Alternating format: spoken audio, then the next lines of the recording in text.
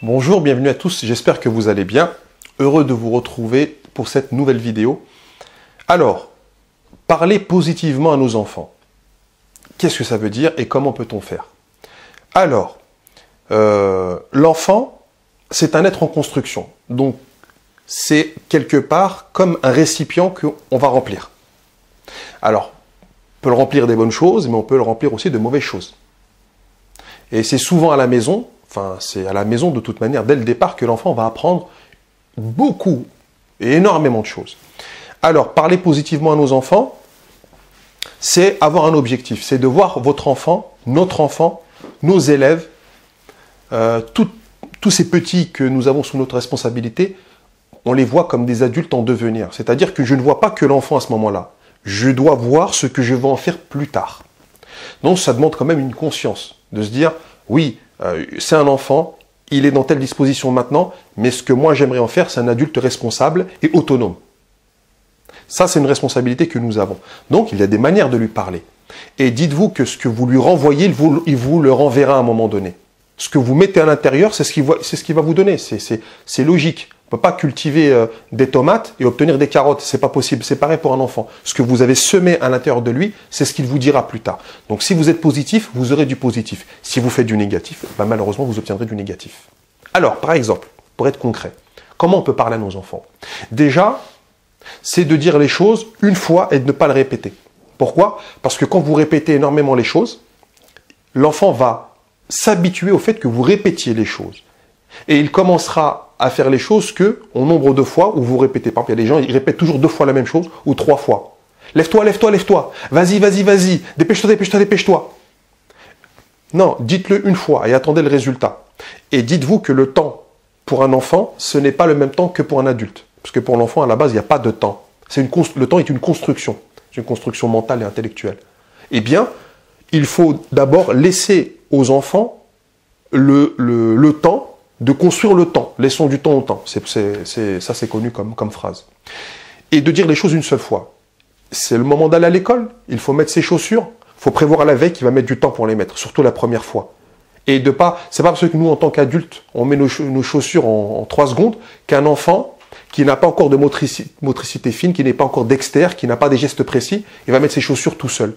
Donc, faut prévoir le temps. Se lever plus tôt et savoir que quand il va s'habiller, il va mettre du temps. Prendre son petit déjeuner, ça va mettre du temps. Le réveiller, ça va mettre du temps, etc., etc. D'accord? Donc, ne répétons pas les choses, dites les choses une fois et avoir un peu de patience. Autre chose que l'on peut dire quand on parle à nos enfants pour leur parler positivement, c'est de ne leur poser des questions ouvertes et pas fermées pour créer la nuance dans les propos. D'accord? Un exemple que je vous donne. Votre enfant a été à l'école. Il rentre de l'école. Question que 99% des parents se posent, c'est « ça s'est bien passé aujourd'hui ?» Question qui ne veut absolument rien dire pour un enfant. Ça veut dire quoi, ça s'est bien passé? Le temps, ça s'est bien passé? Les maths, ça s'est bien passé? La prof, ça s'est bien passé? On ne sait pas de quoi vous parlez. Mais, ou lui dire... est-ce que tu as pris ton goûter ou est-ce que tu as eu maths aujourd'hui? Il va vous dire oui ou non. Non, vous lui demandez, tu as eu quoi comme matière ce matin? Alors, je dis le matin, comme ça, c'est pas toute la journée. Comme ça, en général, il va avoir 2 ou 3 matières. C'est facile à répondre. J'ai eu, on a commencé avec les rituels, ensuite on a fait du français, après on a fait du coloriage. Voilà, exemple. Pour travailler la mémoire de l'enfant, vous pouvez lui poser la question, qui était présent aujourd'hui? Et là, il va s'imaginer la classe, avec les différents élèves dans la classe, donc vous allez travailler sa mémoire spatiale. Et il va commencer à réfléchir. Alors, en général, on demande les absents, puisque si vous demandez les présents, c'est beaucoup plus long. Mais là, vous lui demandez, qui c'est qui a été absent? Il va vous dire, bon, il n'y a eu personne, parce qu'on fait l'appel en début. Mais s'il y a quelqu'un qui a été absent, il va vous le repérer. Comment tu as trouvé le cours de maths aujourd'hui? Et vous allez essayer aussi de faire pencher les questions vers le ressenti. Parce qu'il y a d'une part la formation technique. Tu as eu combien en mathématiques? J'ai eu 12. Est-ce qu'aujourd'hui, enfin là c'est question fermée, mais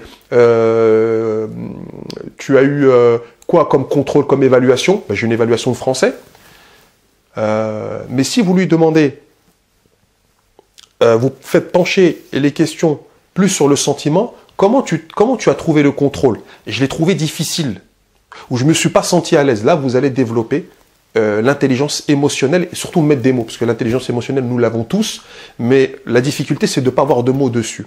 Donc, à la fois le contenu technique, scientifique, entre guillemets, et de l'autre côté, le contenu émotionnel qui est important pour nos enfants. Et ça fait développer la relation avec les parents.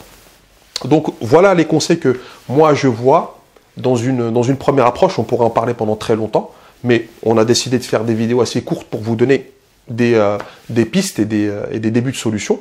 Donc, quand on pose des questions qui sont ouvertes, et quand on leur donne des choses à faire, on leur donne du temps et on ne répète pas ce qu'on doit faire. Et dernier conseil que je vous donnerai pour cette vidéo, c'est que quand on parle à un enfant, on lui parle de manière positive. On veut un esprit positif, eh bien développons du positif même dans notre façon de parler. Un exemple tout simple. Si votre enfant fait quelque chose et vous voulez qu'il arrête, ne lui dites pas d'arrêter cette chose-là ou de ne pas faire quelque chose, mais dites-lui ce qu'il doit faire. D'accord? Par exemple, votre enfant est en train de courir. Ne lui dites pas « cours pas » ou « ne cours pas ». Dites-lui « marche ». S'il parle fort, ne lui dites pas « arrête de crier » ou « ne crie pas ». Vous lui dites « parle doucement, je t'écoute ». D'ailleurs, moi, j'ai un exercice que je fais avec mes enfants. Quand mon enfant il parle super fort, je lui dis « j'entends rien, tu peux parler doucement ». Et en fait, ce qu'il fait, automatiquement, il va baisser, il va me demander ce qu'il a besoin de demander. Et dans la même idée, si par exemple l'enfant oublie d'éteindre la lumière, par exemple, quelque part, vous ne lui dites pas « tu as oublié d'éteindre la lumière ». On lui dit « la lumière de la salle de bain ou du salon est restée allumée ». Il va comprendre, il va en déduire, et vous allez travailler son esprit de déduction. Et ce qui est important, c'est une compétence à ne pas négliger. Donc ce sont toutes ces petites choses-là qui, mises bout à bout, vont donner des résultats et vont créer cet esprit positif que l'on veut pour nos enfants, pour une société que l'on veut, nous, positive. C'est en changeant nos enfants, nos enfants, que la société va changer et ne pas attendre d'hommes providentiels ou de choses extraordinaires, claquements de doigts. Ce sont toutes ces petites choses que l'on pense, que l'on réfléchit en tant qu'éducateur, en tant que parent, en tant que professeur, en tant que voisin, en tant que tous les éducateurs possibles et imaginables, que l'on va faire évoluer toute cette situation. Voilà, donc je vous donne rendez-vous pour une prochaine vidéo. En attendant, n'hésitez pas à vous abonner à ma chaîne YouTube et à commenter les vidéos.